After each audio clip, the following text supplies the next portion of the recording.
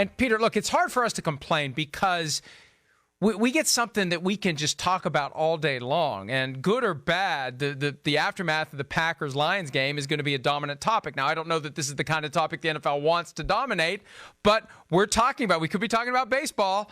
We could be talking about what LeBron James said last night. We're going to be talking about what happened at Lambeau Field.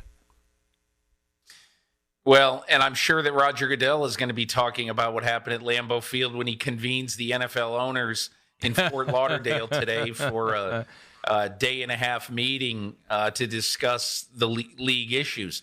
There's really nothing big on this agenda. The only thing they're going to talk about much is, other than officiating, because that is on the agenda. I mean, they're obviously going to talk about the CBA and where they stand now 2 years out or a year and 3 quarters out. But, Mike, I think what is incumbent upon the league right now is to basically say that at this point is the way we designed officiating, is the way we designed it, does this work?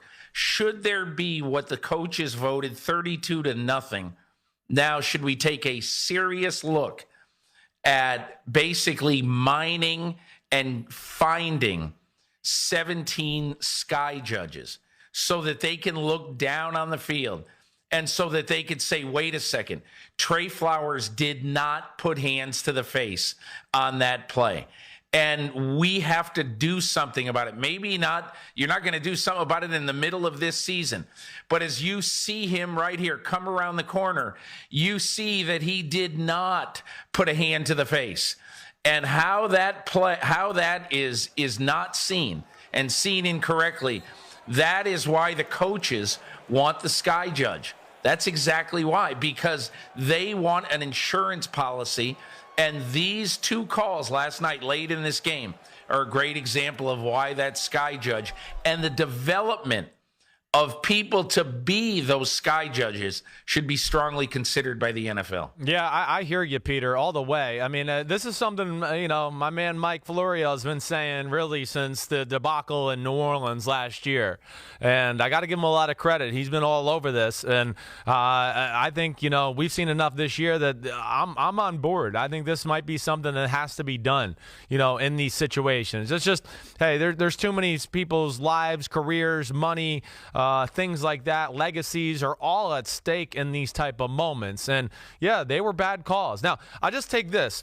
It's just interesting to me. And, again, they were mess calls. I'm not trying to make excuses or anything like that. It is, I wonder if this is going to be one of those things that they go back and look at after the year's over and maybe make it illegal to have, like, your hand in the horse collar department of an offensive lineman.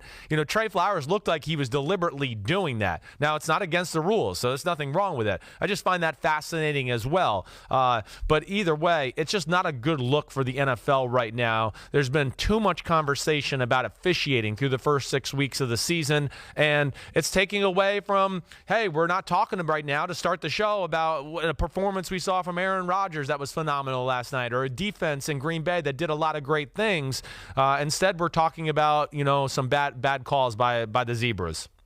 The biggest problem the league has right now is that gap between what the officials see on the field as they're trying primarily, Peter, to not get trampled, and what the rest of us see at home in the highest available technology, crystal clear. We all know what happened. To bridge that gap with a member of the officiating crew, and Peter, I assume that as you use the term sky judge, you're using it the way I use it, as it is a member of the crew. Put that person in black and white stripes. They are an equal member of the crew, and it's no different than the meetings that we see on the field when officials talk to each other. You're just having someone in the booth who is talking directly to the referee, saying, pick up the flag, drop the flag. This is what happened. This is what everybody at home sees happened. We need to bridge that gap so people aren't outraged.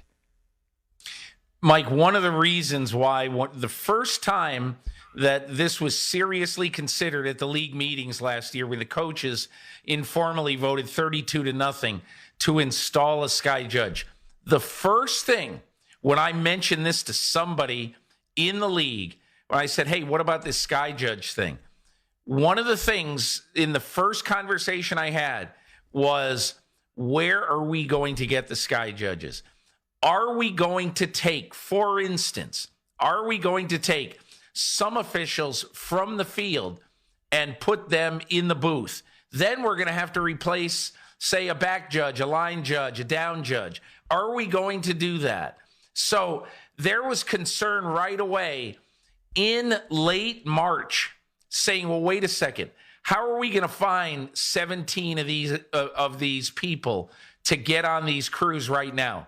However, I'm going to say this. Right now, if you know that this is something that you're strongly considering, this is something that the NFL, when it scouts officials, okay, you just scout officials in college football, at the highest level of college football, and you say, okay, we may need a few more of these this year. We may be replacing more of these officials because we're going to be moving some of our game officials into the booth, into those important positions. And I don't know how they would do it, but the fact is, it's October now. There's plenty of time to do this for 2020. And if you are going to have an advanced form of replay, as the NFL does, more and more replay, I think the Sky Judge is a good way to go, especially after seeing the debacle last night. Easy solution. Easy solution. Dean Blandino, Mike Pereira, John Perry, Terry McCauley, Gene Steratore, Ed Hockley, former officials, some of whom are now making good money in TV. You offer them more money to be Sky Judges, and I think it's a perfect position for an older official who maybe is concerned about hips and knees and running around out there among the gladiators. You still have the benefit of the brain, you have the benefit of the experiences, you have the benefit of the eyesight, you have the benefit of the understanding of the rules. Those are the people who need to be paid accordingly. These are important jobs. You know, I remember Dean Blandino telling me, Chris, a couple of years ago, after he left the NFL for Fox, that the NFL doesn't value the position of VP of officiating the way it should. Right. Well, it doesn't value any of the officiating positions the way it should. This comes down to how much money are you willing to spend? And the answer to that question is more. I am glad you went there because that's where I wanted to go. I mean, if you want more quality officials and people that are qualified for the job, make it more lucrative for people to want to do it. And then they can pass the series of tests and things they need to do to be an official. I mean, that's one thing that comes to my mind right away. And I think you both made great points. I'm totally on board with that. But yeah, they need to make it more lucrative to where, yeah, some people who might be on the fence who are qualified for the job go, damn, you know what? I got to do it for that kind of money. 17 games a year, and I know there's more to it than that. I'm going to jump into it. I'll say another thing that I think of, and I've said this before in my podcast.